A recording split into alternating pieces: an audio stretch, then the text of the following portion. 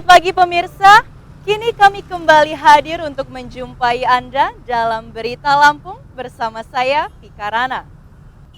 Sejumlah berita aktual dan informasi menarik lainnya telah kami siapkan untuk Anda. Berikut berita utama pada pagi hari ini.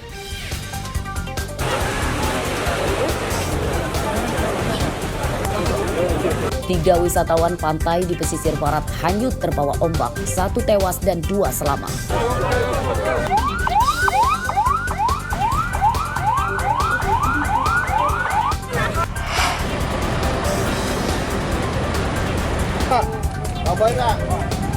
Memasuki masa tenang, ratusan alat peraga kampanye di berbagai daerah dirazia petugas.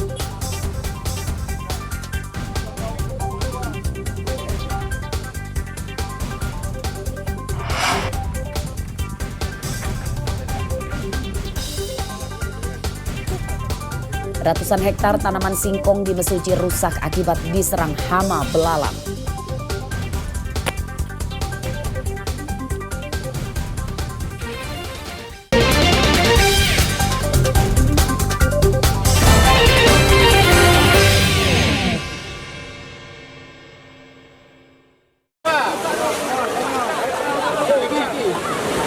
Tiga wisatawan Pantai Ilahan di Desa Walur, Kecamatan Pesisir Tengah, Kabupaten Pesisir Barat, Sabtu siang hanyut dan tenggelam di tengah laut.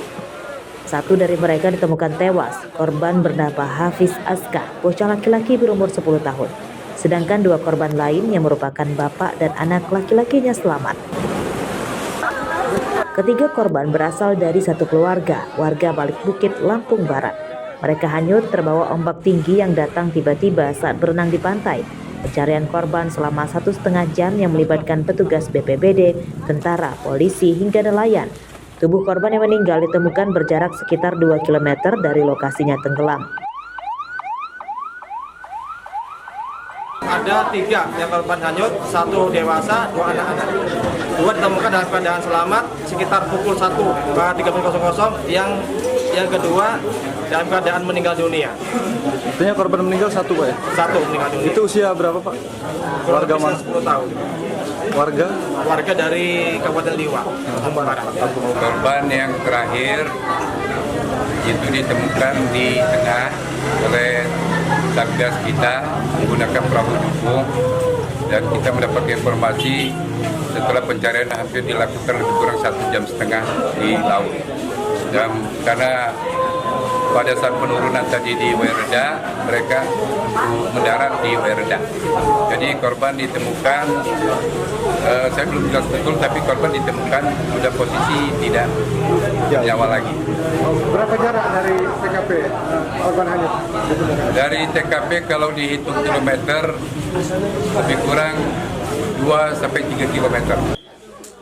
Para korban dibawa ke rumah sakit. Setelah divisum, jenazah korban kemudian dibawa keluarganya untuk dimakamkan di rumah duka. Sedangkan 2 korban selamat menjalani perawatan tim medis. Tugas BPBD mengimbau wisatawan pantai mewaspadai cuaca buruk karena saat ini ombak besar sering muncul tiba-tiba. Rosandi melaporkan dari pesisir barat.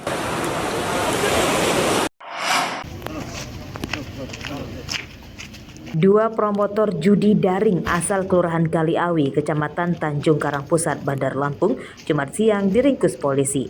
Tersangka bernama Heri Fitriono, 23 tahun, dan Ma'ruf berumur 27 tahun. Keduanya merupakan anggota jaringan judi daring dari asal negara Kamboja. Mereka memiliki akses karena tersangka Heri Fitriono merupakan mantan pekerja di situs judi daring di Kamboja dan belum lama pulang ke tanah air. Keduanya berperan mendesain grafis, membuat logo hingga mempromosikan situs judi daring di beberapa akun media sosial. Dari pekerjaannya tersebut, tersangka mendapat upah 7 juta rupiah per bulan. Kalau itu sih saya mau minta desain baru nih Pak, saya tinggal request saja ke dia. Itu juga dari perintah dari sana. Oh, perintah dari siapa? Dari pihak Kambojanya sana. Kambojanya. Berarti di sana ada apa sana? Apa leadernya, apa leader, bosnya? Pak. Leader Pak. Leadernya. Orang Indonesia juga apa orang Kamboja? Oh, leadernya itu saya kurang tahu Pak, soalnya kan beda-beda tuh kan kantornya. Oh gitu. Siapa inisialnya sana, ini leadernya yang kamu kirim-kirim? Inisialnya sih namanya Baung sih, Pak. Paung. Jadi Paung itu ada di Kamboja apa ada di sini? Ada di Kamboja. Ada di Kamboja. Jadi kamu sesuai dengan permintaan yang inisial W itu, kamu minta ke dia baru kamu kirim ke W itu. Dia bagian promosi, ya promosi, deh kan. Di kemungkinan juga dia sebagai operator di sana, karena setelah kami tanya bahwa kenapa sih emang kita dari di Kamboja itu pangsa pasarnya Indonesia, jadi makanya operatornya adalah orang-orang Indonesia sehingga supaya bisa mengerti dengan bahasa Indonesia gitu. Jadi ada bagian promosi, bagian desainer, ada bagian ini. Dan kebetulan si HF ini baru pulang dari Kamboja. Ya, kita dari pulang Kamboja, masing-masing itu untuk ini kira per bulannya terkait desain grafisnya itu 7 jutaan per bulan, dan begitu juga si HF yang bagian promosi di akun itu. Komputer, ponsel hingga paspor tersangka disita sebagai barang bukti. Polisi mengimbau masyarakat menjauhi judi daring dan konvensional karena saat ini pemerintah masih gencar melakukan pemberantasan perjudian dalam bentuk apapun. Jika masih ada yang berani, akan langsung ditindak tegas dengan hukuman penjara. Robi Leste melaporkan dari Bandar Lampung.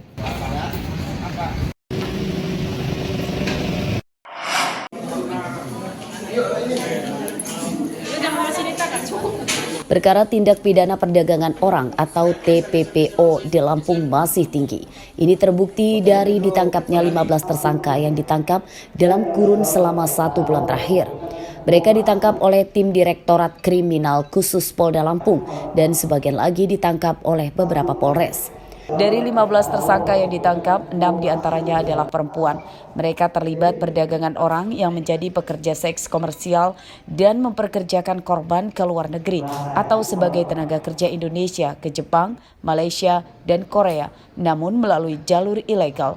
Para korban umumnya tergiur dengan bujuk rayu tersangka karena diiming-imingi penghasilan dan gaji besar. Yang dilakukan untuk yang lokal itu ya bekerja seks komersial atau eksploitasi seks. Kemudian untuk yang luar ada 2 orang yang rencananya tangkap ke Jepang maupun ke Malaysia. Itu juga untuk modusnya yaitu dengan iming-iming bekerja dan mendapatkan upah yang lumayan, namun pada kenyataannya setelah ke sana tidak sesuai dengan yang diharapkan, sehingga membuat laporan atau dari hasil investigasi kita kemudian kita mengungkap dan kemudian menangani perkara tersebut. Beberapa dokumen keimigrasian korban disita sebagai barang bukti. Pada kasus ini, polisi menjerat tersangka dengan Undang-Undang tentang Tindak Pidana Perdagangan Orang atau TPPO dengan ancaman hukuman 15 tahun penjara. Jeffrey Arifin melaporkan dari Lampung Selatan.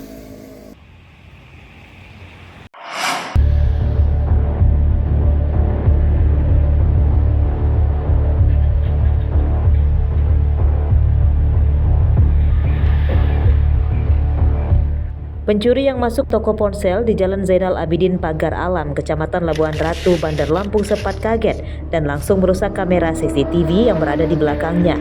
Meski demikian, wajahnya sempat terekam jelas. Perusakan CCTV tersebut terjadi saat pelaku sedang membobol toko pada Sabtu dini hari. Ia masuk ke dalam toko dan kabur melalui atap dengan merusak plafon. Pelaku yang beraksi sendirian tersebut menggasak 2 ponsel baru dari dalam toko korban. Aku tahunya tuh pagi, pas masuk pagi. Posisi sebenarnya nggak berantakan, cuman aku ngeliat plafon ini jebol. Oh, ini plafonnya ya? Plafon ini jebol, aku langsung muncul, wah ini mah kebobolan. Cuman waktu aku lihat kasir, kas itu aman untuk voucher. Cuman uang yang ada di kasir itu yang hilang. Uang, handphone 2, celengan itu hilang semua. Yang hilang apa sih Mbak? Handphone berapa? Handphone 2. Oh, senilai berapa Pak kurang lebih Mbak? Kalau itu bisa 4 jutaan sih. 4 juta ya? Untuk ini, untuk apa transaksi dia berarti ya? Ya, di dalam saldo handphone juga ada 700.000 saldonya. Sama uang cashnya 700.000. Kalau nominal dalam celengan kurang paham, ada berapanya nggak tahu. Karena itu celengan pribadi. Ciri-ciri pelaku Mbak, kalau boleh tahu Mbak? Yang jelas laki-laki, rambutnya itu kiwel ke depan. Kalau waktu dalam video dia pakai hoodie. Berapa orang Mbak pelakunya Mbak? Kalau di video satu. Oh, satu orang. Merasa memang satu orang sih. Soalnya dia buat keluar aja pakai kursi, buat naik ke atas. Pencurian diketahui korban pada pagi hari saat akan membuka toko. Pencurian telah dilaporkan korban ke polisi. Korban memberikan rekaman CCTV untuk membantu polisi mengenali pelaku. Robi Laste melaporkan dari Bandar Lampung.